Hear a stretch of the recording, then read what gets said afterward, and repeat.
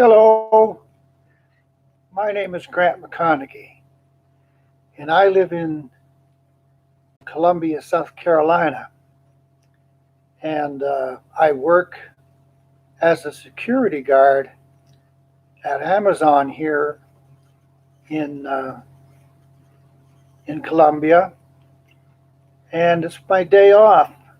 I'm a senior, and I'm going to be 69 in July, and I'm working full time. And I'm going to talk today about how I'm coping with the coronavirus uh, pandemic that we have here in this country and across the world, and how it affects me as a senior and what I'm doing to cope with it. As you know, uh, there is a lot of people panicking over such things as getting toilet paper and other supplies, and they're hoarding and they're doing all kinds of crazy things so that ordinary people going in, like seniors like myself, going into the stores when we want to buy something like essential as toilet paper, the shelves are empty. And so, what do we do? I'm going to be talking about seniors like myself who are still independent to take care of my needs. So, unfortunately, I can't help those people that are that dependent. But I try to keep myself busy and working and engaged in life, and and keep my independence as much as possible, because when I lose my independence, I lose my power of choice. That power of choice is taken away from me by those that are put in charge of me, or would be called my caregivers. Now, let me just say that I have been, as recently as within the last 10 years, a caregiver myself in, in the fact that I had become a certified nursing assistant at around age 58, 59, in about in the year 2010. And so I worked firsthand in nursing homes, and while I was still in my late 50s. And when I worked there, I saw how absolutely dependent those people are. And as a caregiver, and as someone that who had to change, clean, feed, wash, do a lot of things for other people that were just slightly older than me, and some of them in the nursing homes that were actually younger than me, but they were there because they were in accidents and such things. And so I made a resolve in myself that I would strive with all my being not to be in that position, to be in the care of daycare or that kind of um, nursing home environment. I just could see that it is a terrible position to be in. Now, if I had to go, then I would adjust accordingly and try to have the best attitude I could about it. But my response to that was that I try to keep busy and hold off retiring for as long as I have the capability within me to work. And so far, I have been able to do that. So, long story short on that one, I have been working as a security guard in the local Amazon here for the past 5 years. And in that 5 years, I had a close call with hypertension back about a year and a half ago, where I almost had a stroke or a heart attack, but it didn't happen. But I had this extremely um, um, high blood pressure that needed intensive care for a few days, and then I got on the proper meds, and I've been uh, improving ever since. Uh, but when you get older, like myself, essentials like just being able to walk and to communicate and to care for yourself and to drive and to go places and to do things becomes becomes something that you're very, very thankful that you have the ability to do so. And in this world today of convenience and the internet and cell phones and all the conveniences that we have, sometimes we lose touch with reality and live in this world of convenience and grow to depend upon others and other things and devices and labor saving devices to the point where we lose the ability to look after ourselves if these devices or these things fail us. Now, right now, uh, the stores and the restaurants and the public places of worship and gathering together are shutting down or lessening or encouraging people to stay home. Now, as a senior, as a person who lives by himself, and I have lived by myself around 5 years now, by myself, absolutely, and dependent upon myself to do everything for myself, that uh, that is important to me. And as lonely as a person can get being alone, living alone, and functioning alone, one one has to be imaginative, has to use your brain and your imagination as to how to keep current on things and to keep relevant to your society that you live in. And I use this media. Um, I'm very new at live. In fact, I have done a live uh, of such a thing before, but I thought it would be important to put down some of my ideas and throw them out there to not just us seniors will understand what I'm talking about, but this may be a foreign concept to some of you younger people. And I want you to know that you can survive this crisis if you use your imagination and you don't mind listening to older people or other people. Because generally, what this generation does is wants to be left alone and doesn't want to be told anything uh, or given advice that's not asked for. Another thing I've noticed about this society is that one of the greatest hindrances to progress or to understanding what's going on is a thing called ignorance and another thing called apathy. And that's best illustrated by a story I heard about on the street interviewer who was going around asking people what two of the most uh, pressing uh, needs of society are. What are the most uh, urgent things, or what are the things that are most important to this to society? What's going on?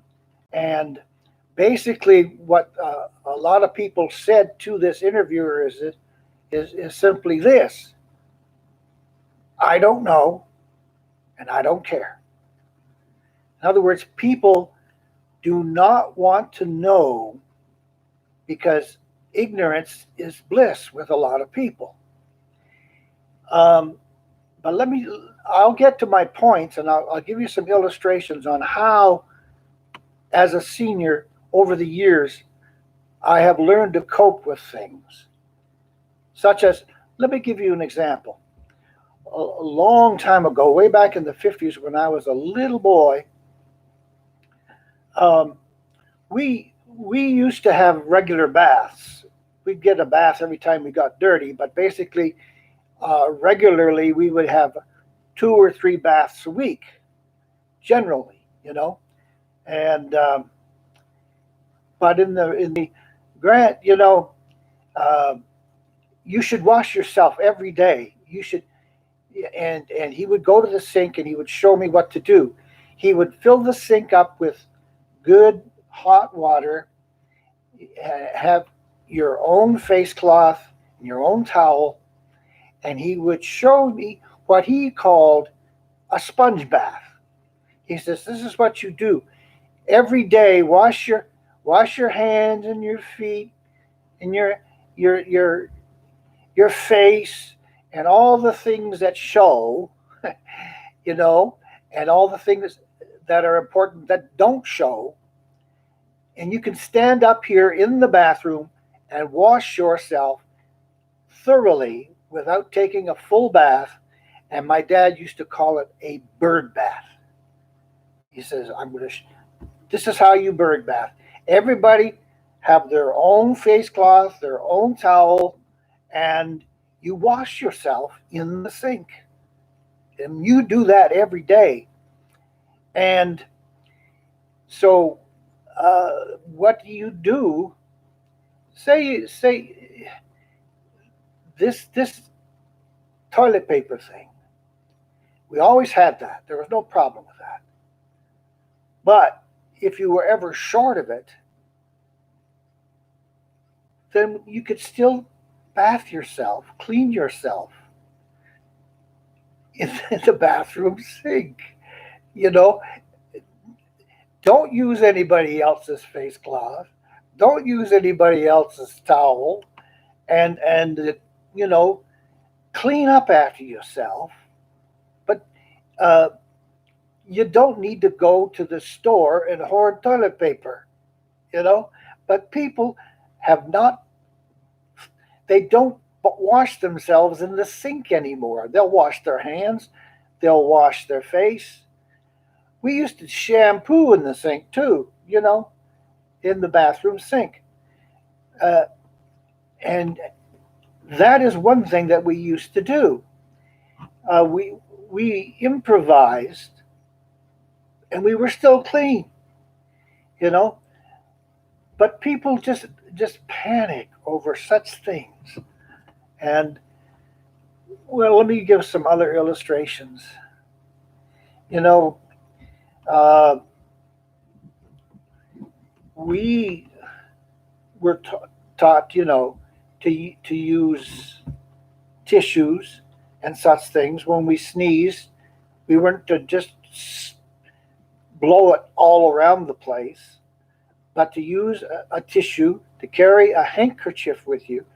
I don't think people carry handkerchiefs anymore. They'll have tissues, but they won't carry such a thing as a personal handkerchief. And there are other things. Um, I just went out shopping, and uh, I saw. I went to a place called Roses. I wanted to see firsthand if it was true what people were saying about tissues and about essential cleaning things. Yes, it's true. Everywhere where there was supposed to be toilet paper, there was nothing. And it wasn't a busy store. I went in to see if there was anything I could get. If I could get less, just one roll or a couple of rolls of toilet paper, and there was none. So that is just one store. So I figure probably Walmart's the same, and any places that the grocery stores are all out of these things. because people panic and they hoard. There's no need of it. There's no need of it. Another thing I noticed is, and this is a good thing, is people are staying home. They're going to have to use their imagination to entertain themselves. And another thing that they're going to have to do now, I'm by myself, so I'm self entertaining. I have Netflix, I have Disney Plus, I have Amazon Plus. Here is another thing you can do if you're short of anything in groceries and you don't have to be about. See, there are some good things like Amazon Prime. Now, I've got Amazon Prime, and I realize I'm giving free advertising, but it's a great thing. If I want something that any essential, all I have to do is get on this computer and or on my phone and use my Prime and get it and have it delivered to my door. I don't have to leave my apartment and have it delivered to my door. And let's use our brain. Let's be smart about things. When you go in public, keep your distance. And there's a lot of other things uh, that, like, should you go to church? Well, yeah, but remember this: there's people like myself, the elderly, that are more susceptible to the virus in this way, more vulnerable, shall we say, to the virus. Everybody's accessible to it.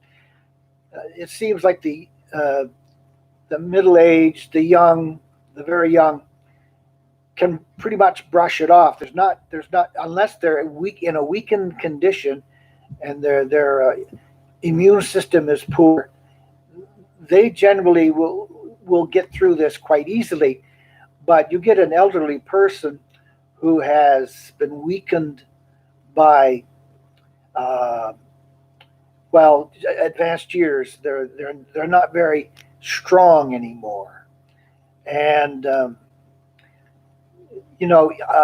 flu could kill an old person like myself, or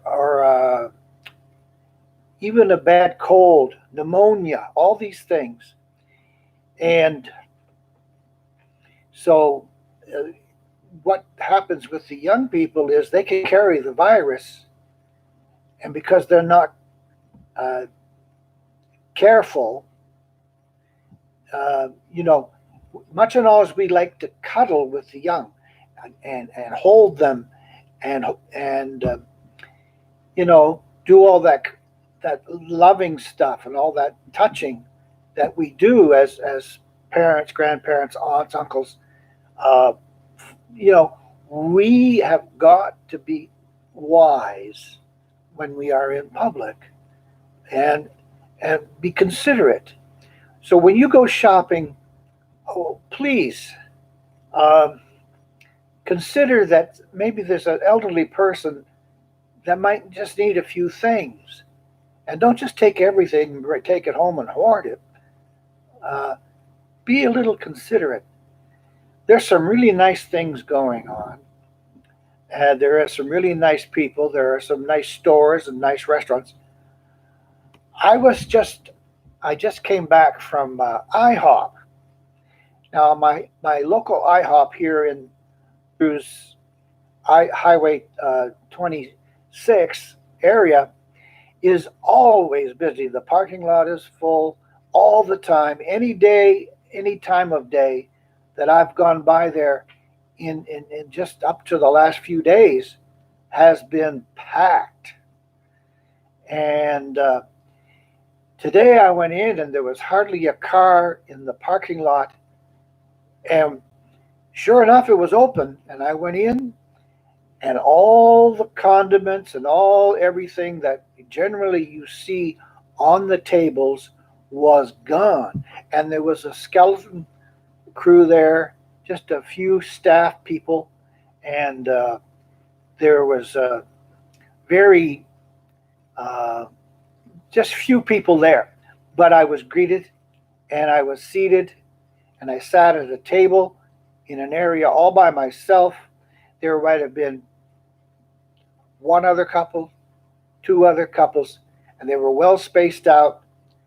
And like I said, I was waited on. I got what I wanted, what I needed. But if I wanted syrup on my pancakes, they brought the syrup and they poured it on. If I wanted to have a decaf coffee, they brought it to me, poured it for me, but did not leave anything on the table other than the creamers and the sugars. And in other words, there was no extras. Yeah, like it looked like, those crazy movies where they talk about the rapture, and there was nobody there but me and a couple other people, and but anyway, uh, they were there. I got good service, and I want to say that I was quite thankful that the whole time that I was out in public that I did not cough, and that for me is an effort because I have a habit of um, I have a bad sinus drainage, and I've had it for years and years and years. So my sinuses do not drain properly sometimes, and I cough to clear them. I didn't want anybody to get the idea that I was walking contagion, especially at my advanced years. So I did not cough or I did not have any of those symptoms while I was out. In fact, let me tell you right now, I feel good and I've felt better in the last few days um, than I have in years. Strength has returned to my legs. I've been I've been still working full time at my job and able to function quite well. And I just want you to know that not everybody uh, that coughs has got the virus. We have the thing in this state here in South Carolina that's called pollen season, where all the pine trees give off this green pollen. So it's allergy time, it's flu time, it's cold time, and so every time somebody coughs or sneezes, well, naturally, if you're anywhere in the area, you may tend to panic. You may not. It really, it really is a different kind of a time to be in. And I just want to ensure that anybody that listens to this knows that everything is going to be all right if we all uh, do diligence and don't lose our heads and don't go off the deep end with our hoarding and, you know, use a little time to be kind and considerate, especially of those who are, you know, elderly, please. Uh, we appreciate it if we are remembered at this time. There is a tendency in this world right now to kind of just push us aside, you know, uh, and do this generational stuff. But we're all alive, all of us, no matter what stage of life we're in.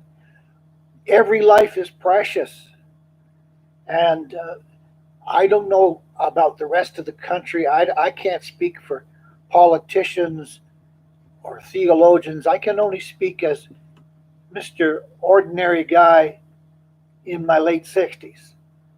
And hopefully there are others like me who talk to you. And only listen to me if you feel like it's something that you should do.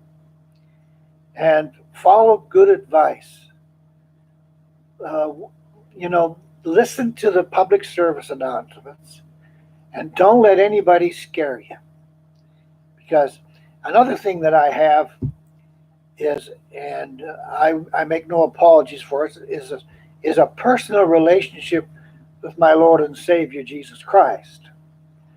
And I've known him since I can hardly remember when I didn't know about him, but I know I've known him personally as my Lord and Savior since October of 1969, about 51 years ago, when I, as a small young man, a short, not so short, but a small person, um,